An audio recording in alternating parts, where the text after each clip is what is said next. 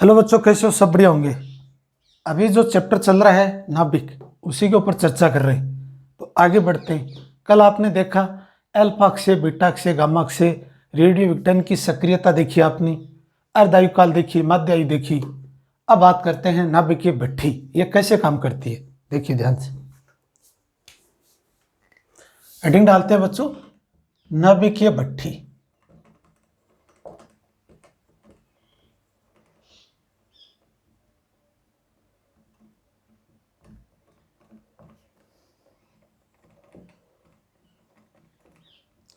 ये नाभिकीय ऊर्जा को विद्युत ऊर्जा में रूपांतरित करता है। इसका मेन लॉजिक यही है। नाभिकीय ऊर्जा को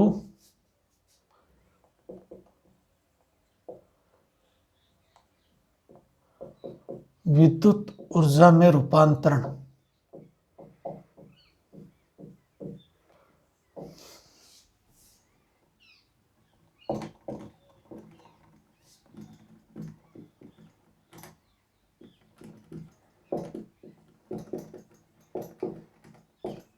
प्रक्रिया को नाभिकीय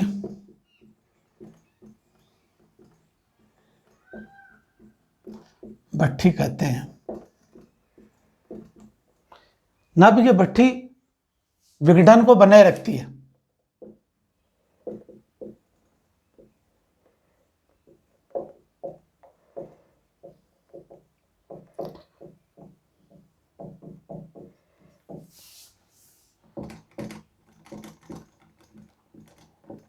ये तो इसकी परिभाषा हो गई।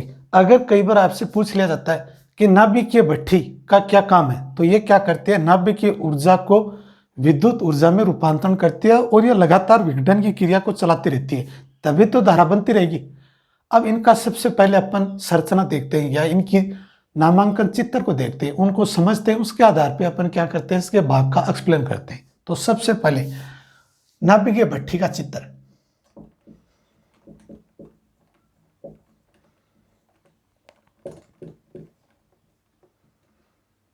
देखिए बच्चों, एक कंक्रीट की दीवार बनी होती है। ध्यान से देखिए आप, इस कंक्रीट की दीवार में एक परत, मोटी परत बना दी जाती है कि उससे विकिरण की उत्सर्जन और बाहर ना निकले, दिक्कत ना हो। जो काम कर रहे हो भट्ठी के ऊपर, उनसे जो विकिरण है वो निकल ना पाए, और काम करने वाले लोग हैं उनके ऊपर गलत इफेक्ट ना पड़े, उनकी जो रेडिएशन, जो किरणें, वो काम करने वाले व्यक्ति के ऊपर नेगेटिव प्रभाव न डालें। इस तरह से मोटी दीवार बना दी जाती है कंक्रीट से।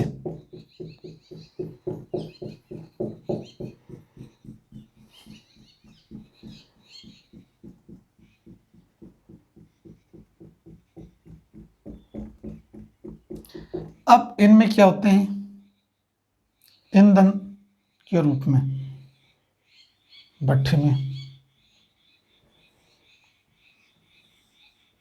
और यहां केडियम की छड़ें रख देते हैं।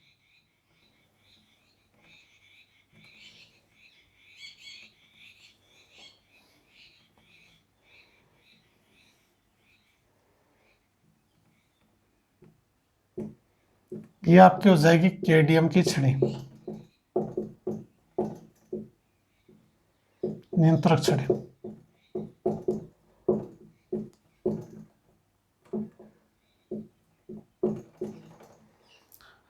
ये हो जाएगा मंदक, ये हो जाएगा ईंधन। ठीक है बच्चों, अब क्या कहते हैं, यहां से एक शीतलक के रूप में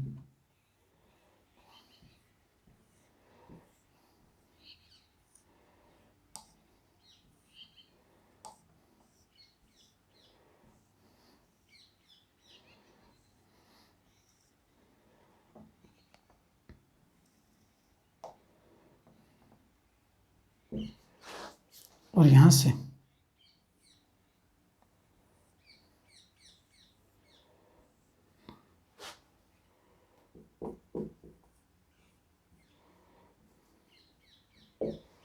टरबाइन, और यहां से विद्युत ऊर्जा, ये संधारित्र।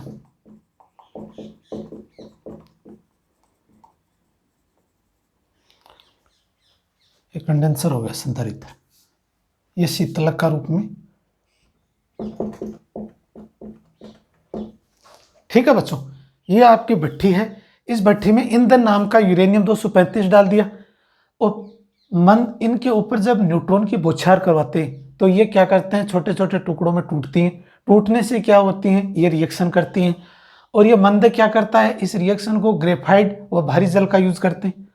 और ये केडियम छड़ें ये अवशोषण का काम करती है कि कई बार रिएक्शन इतनी फास्ट हो जाती है, अपने रेंज से बाहर हो जाती है, इसको कंट्रोल करने के लिए केडियम की छड़ें को ऊपर नीचे खिसकाते हैं। इससे क्या होता है कि आपकी जो न्यूट्रॉन की जो शक्ति है वो कम हो जाती है और ये अवशोषण का तरह काम करेगी और आपको नियंत्रण बनाए रखती है। और ये शीतलक जो इससे बनने वाली जो ऊर्जा है उसको परिवर्तित करने का काम करती है, जिससे भारी जल के अंदर से जब गुजरती है इसको संचय कर लेते हैं। और ये टरबाइन के माध्यम से अब जो वाष्प आती है आप वो प्रेशर के माध्यम से उनके ऊपर काम किया जाता है, उससे विद्युत धारा बनती है।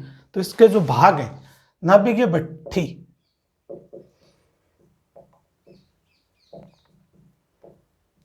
के भाग क्या क्या भाग हैं, एक तो है ईंधन,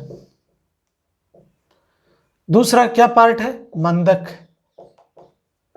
तीसरा क्या है नियंत्रक छड़ें, चौथा पार्ट क्या है बच्चों शीतलक,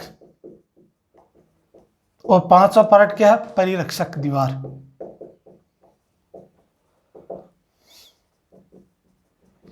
इन 500 भागों के बारे में बात करते हैं। ध्यान से देखिए कि सबसे पहले नाभिकीय भट्ठी का काम है नाभिकीय ऊर्जा को विद्युत ऊर्जा में रूपांतरण करना, और यह लगातार नाभिकीय विघटन को बनाए रखती है। दूसरी है कि एक मोटी दीवार होती है, मोटी दीवार के रूप में ईंधन होता है यूरेनियम 235। तो अब आप कह सकते हो कि सर यहां यूरेनियम 235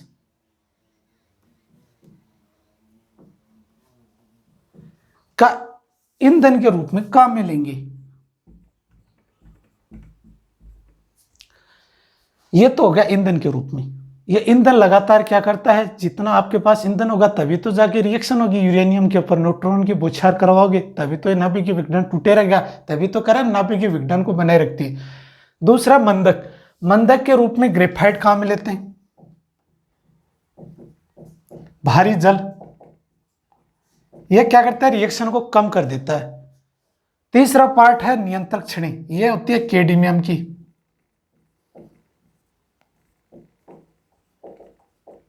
यह क्या काम करती है बच्चों, अगर रिएक्शन किसी कारणवश तेजी से करना शुरू कर देती है या आपके रेंज से बाहर होती है तो ये ब्लास्ट होने की भी संभावना होती है। इनकी ऊर्जा इतनी ज्यादा हो जाती है, इसको कंट्रोल करने के लिए कुछ ना कुछ अपन क्या करते हैं, केडियम एक ऐसा अवशोषण होता है कि न्यूट्रॉन्स का कि वो उनको तीव्र गति है उनको मंद के रूप में काम कर देता है और ये अपने कंट्रोल में आ जाती है और अपन जो चाहिए उतनी धारा प्राप्त कर सकते हैं नाभिकीय विघटन से। तो ये केडियम की जो छड़ें ये अवशोषण का काम करती हैं कि न्यूट्रॉन जितनी ज़्यादा तेजी से गति करेंगे उनको ये कम कर देगा, अवशोषण कर लेगा और ये एक समान रूप से नियंत्रण बनाए रखने के लिए काम में करेगा। उसके बाद आपका शीतलक, इससे बनने वाली जब ऊर्जा अगर इस पाथ से गुजरेगी तो इसमें पानी नाइट्रोजन कार्बन डाइऑक्साइड के रूप में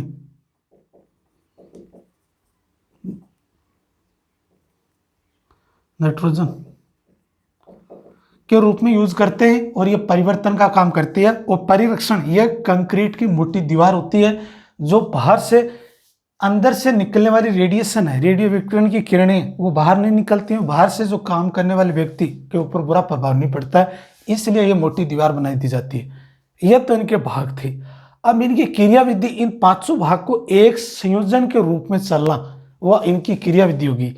सर्वप्रथम हम एक मोटी कंक्रीट दीवार लेते हैं, इनमें ईंधन के रूप में यूरेनियम 235 डाल देते हैं और ये मंदक के रूप में ग्रेफाइट की छड़ें, ये ग्रेफाइट की छड़ें यूज करते हैं। और ग्रेफाइट की छड़ों से क्या होती है, न्यूनतम धारा बनती है, कितनी प्राप्त होती है 0.0225 इलेक्ट्रॉन वोल्ट धारा मिलती है, कम धारा।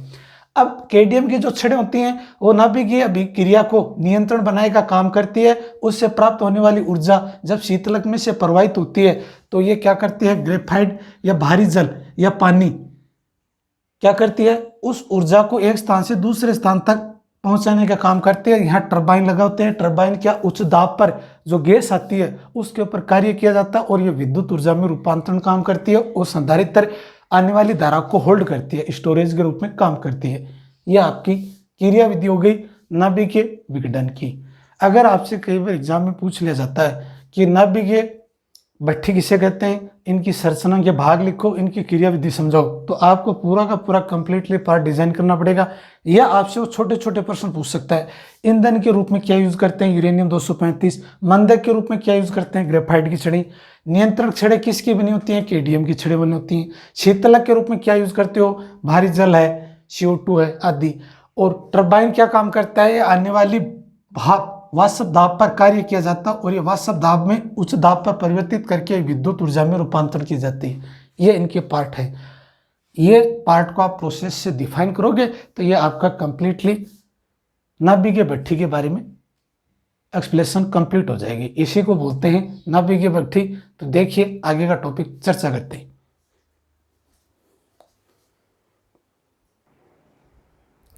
अब देखिए बच्चों नया टॉपिक नाभिकीय ऊर्जा।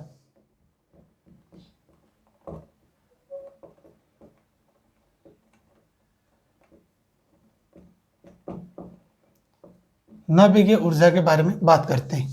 तो सबसे पहले यह होता है बच्चों, नाभिकीय ऊर्जा यह द्रव्यमान संरक्षण से प्राप्त ऊर्जा को बोलते हैं। तो नाभिकीय ऊर्जा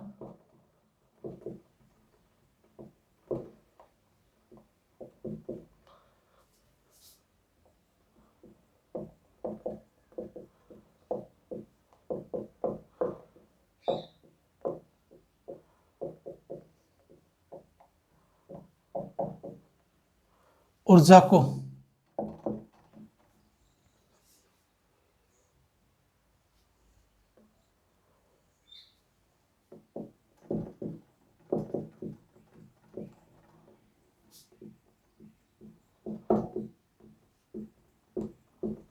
नाभिकीय ऊर्जा कहते हैं।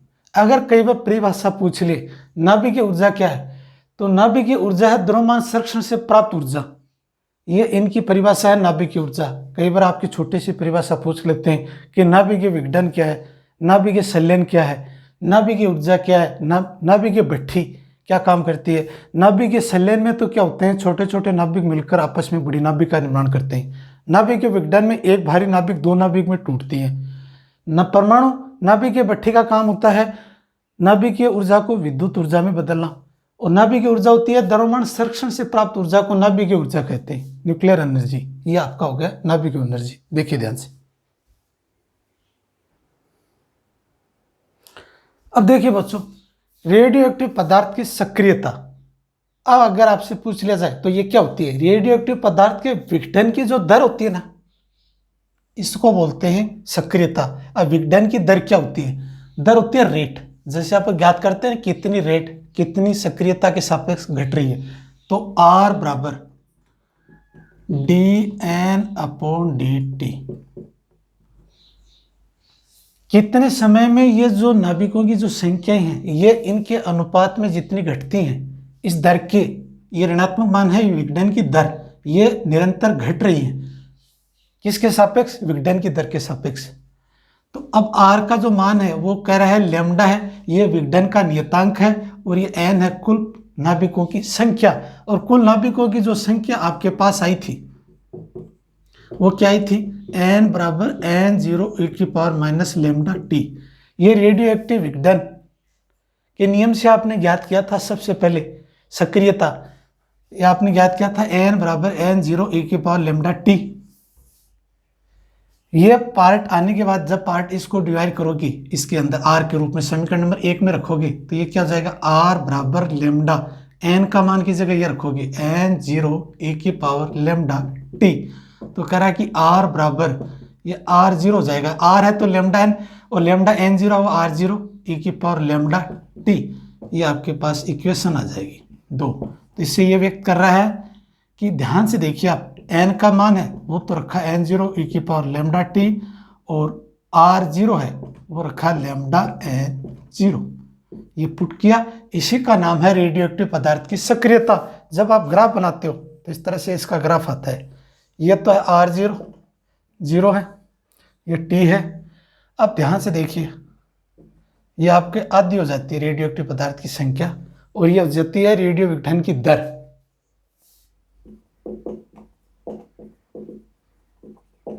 और ये समय, और ये जीरो। ये एक ग्राफ है, वो विघटन की दर समय के सापेक्ष घटती है, जो आपके सामने दिखाई दे रहा है। इस तरह से ये ज्ञात कर सकते हो रेडियो एक्टिव पदार्थ की सक्रियता। कई बार पूछ लिया जाता है, तो ये R बराबर माइनस dN/dt, और R की जगह लैम्डा n है विघटन नियतांक, अक्षय नियतांक, n है कुल नाभिकों की संख्या, तो कुल नाभिकों की संख्या का मान है n0 e की पावर माइनस लैम्डा टी। ये आया कहाँ से? ये रेडियो एक्टिव पदार्थ की सक्रियता जैसे आपने ज्ञात किया था वहां से यूज किया था, वहां से आपने n का जो रोल लिया था वहां से dN/dt के तौर पे, जिसका अवकलन किया था आपने माइनस dN/dt। यहां से क्या आपने ज्ञात किया था? परमाणु की संख्या जैसे ज्ञात की थी, नाभिकों की n, तो n बराबर लैम्डा यूज किया था, ये नियतांक यूज किया था, उसके सापेक्ष का समाकलन ज्ञात किया था dt के सापेक्ष, और यह समीकरण आपकी यहां से डिफाइन हो गई। ये आपने जो व्यक्त किया है लैम्डा n0, ये r0 है, यह है मूल रूप से विघटन की दर, यह है टोटल विघटन की दर, और ये e की पावर माइनस लैम्डा dt, ये एंटीलॉग है। जब आप एंटीलॉग को कन्वर्ट करोगे तो लॉग में कन्वर्ट हो जाएगा। तो इस तरह से ये क्या करती है कि विघटन की दर वो समय के साथ घट जाती है। ये पार्ट आप देखिए, छोटा सा टॉपिक है, आगे चर्चा करते हैं।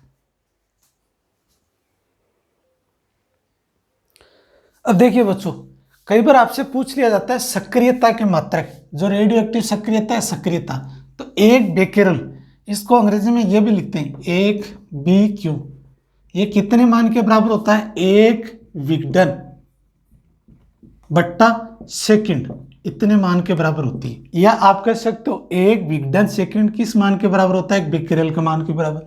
एक बेकेरल का मान है वो 1 विघटन इंटू सेकेंड।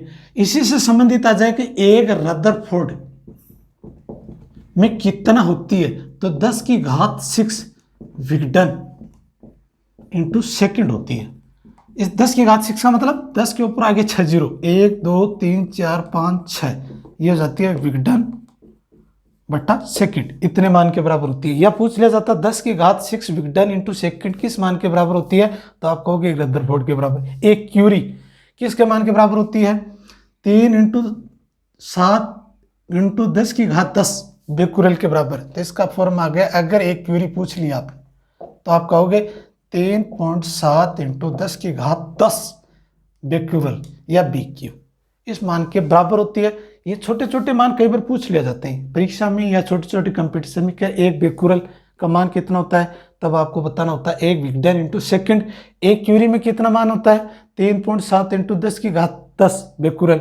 एक रदरफोर्ड में कितना मान होता है? 10⁶ विघटन इंटू सेकेंड होता है। ये आखिरकार कई बार परीक्षा में पूछ लिया जाता है, तो आपको ये याद करनी है। तो ज़्यादातर ये जो पार्ट है मैं मिटा रहा हूँ, इस पार्ट को आपको याद करने हैं। ये कई बार आपको एग्जाम में पूछ ले जाते हैं, इंपॉर्टेंट टॉपिक है, इसको आप याद कर लीजिए। इसी के साथ में इस वीडियो को यहीं आज कंप्लीट करते हैं। ये चैप्टर लगभग पूरा हो चुका है। इस वीडियो को लाइक करें, शेयर करें और सब्सक्राइब करें। और जब भी कोई नया टॉपिक आएगा या नया डिस्कशन करेंगे, अब क्या करेंगे, धीरे धीरे न्यूमेरिकल्स लेंगे हर चैप्टर का, उससे संबंधित समझेंगे कि इनकी थ्योरी क्लियर होने के बावजूद न्यूमेरिकल कैसे बनाए जाते हैं, कैसे सोल्व किए जाते हैं। छोटे छोटे न्यूमेरिकल लेंगे जिसमें इजी भी होंगे, मॉडरेट भी होंगे और हार्ड भी होंगे। इन तीनों लेवल से जूझेंगे, तब जाकर आपको आइडियाज होगा कि इस तरह के प्रश्न को कैसे सोल्व किया जाता है, कैसे समझा जाता है, कैसे उसका जवाब दिया जाता है। इसी के आधार पर धीरे धीरे बढ़ोगे इस चैप्टर के संबंधित। ये क्लियर होने के बाद 11th क्लास में आएंगे, तब तक आपका 12th क्लास का मैटर कंप्लीट हो जाएगा। और ये जो सिलेबस चल रही है NCERT बेस चल रहा है। NCERT का जो सिलेबस है वो लेटेस्ट 2021 का ये जो लेटेस्ट सिलेबस आया है पैटर्न, उसी पैटर्न के अनुसार बता रही। वो नहीं है RBSE वाला जो पहले जो सिलेबस था, अब जो नया सिलेबस आया जो लेटेस्ट, उसी के आधार पे बता रहे हैं कि क्या टॉपिक ऐड किया, क्या टॉपिक रिमूव किया गया। जो आपको टॉपिक पढ़ाए गए 1 से लेकर 14 पार्ट तक, वो सारे के सारे टॉपिक NCERT के टेक्स्ट बुक से लिए गए हैं, कोई बाहर से टॉपिक नहीं है। अब इन्हीं टॉपिक के आधारित पर न्यूमेरिकल्स लेंगे, उनके बारे में समझेंगे। तब तक के लिए हमारे को इजाज़त दीजिए और आपको भी थैंक यू। लगातार पढ़ते रहिए। Thank you.